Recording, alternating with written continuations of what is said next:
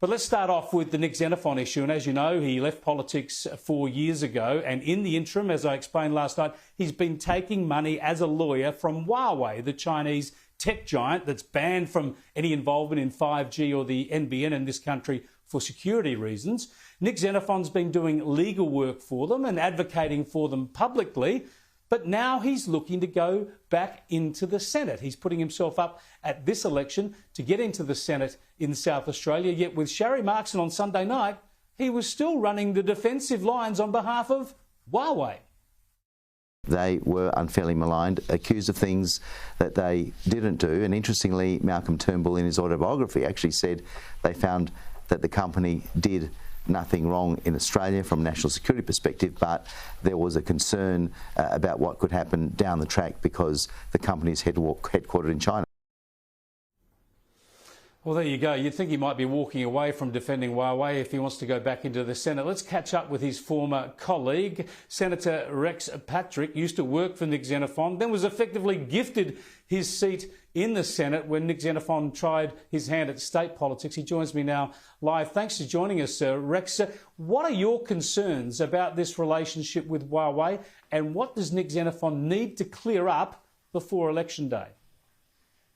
Well, this is just an issue where Nick has left the parliament and gone and done some work for Huawei.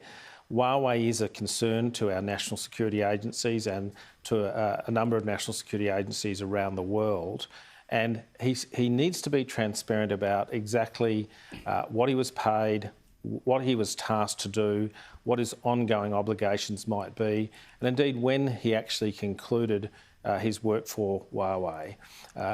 Nick hasn't been transparent about this. When asked about the period of engagement, he said he hadn't worked for Huawei for more than 18 months. He's then changed those numbers. It's still not clear to me exactly when he concluded that. He said that he engaged solely in legal activities in circumstances where he did do media, and the test for whether or not work is legal is legal professional privilege attachable to the work, and clearly media work is not subject to legal professional privilege. He said that he didn't advocate in Canberra, yet he made a submission to the Joint Parliamentary Committee on Intelligence and Security. And he also said that the company is a private company. Now, in reality, that Huawei here in Australia is owned by a holding company in the Netherlands. That company is 100% owned by Huawei. Huawei is an employee-owned company, but it engages with the Chinese Communist Party in that if there was something Huawei was doing that offended the Chinese Communist Party, I can assure you that would stop. And if there was something that the Chinese Communist Party wanted Huawei to do, I can assure you that would happen. There's no question that the security agencies around the world have alleged that Huawei have been involved in accessing information through its networks, and indeed doing work in relation to the Uyghurs in Xinjiang in terms of things like facial identification and surveillance. So all of these things. There's no doubt about the concerns about Huawei. Many countries have ruled them out of various forms of national infrastructure. Nick Xenophon says he was just doing legal work. Why Huawei, such a big company, would actually engage a suburban personal injury and workers' compensation lawyer from South Australia is beyond me.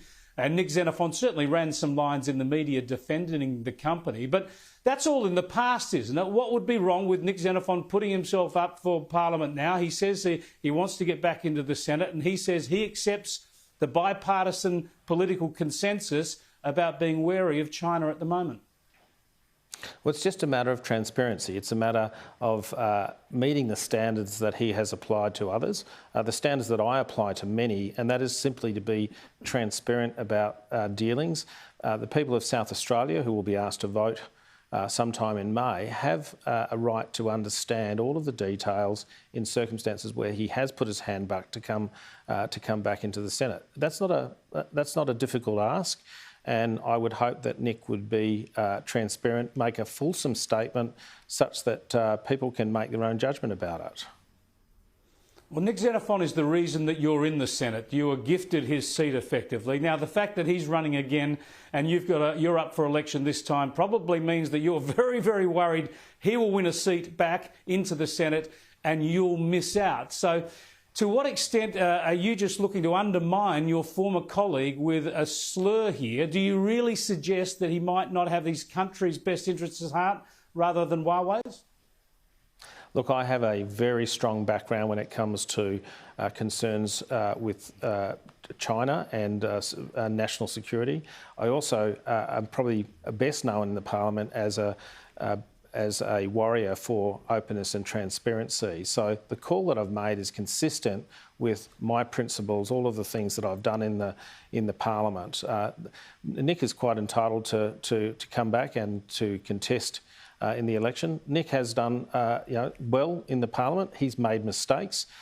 He's misjudged things, and I think the Huawei thing is a misjudgment. He would be best to come out and call it for what it was, and that was a mistake, and provide the transparency that South Australians deserve. Senator Rex Patrick, thanks so much for joining us. Thank you. Now, this is a big issue, of course, the transparency between politicians and former politicians and any lobbying or legal work, in this case, they get involved in. So it's a big issue of itself in terms of our relationship with China. But when you talk about Rex Patrick and Nick Xenophon, that's another one of these side battles in the election that is just going to be fascinating over the next 5 weeks.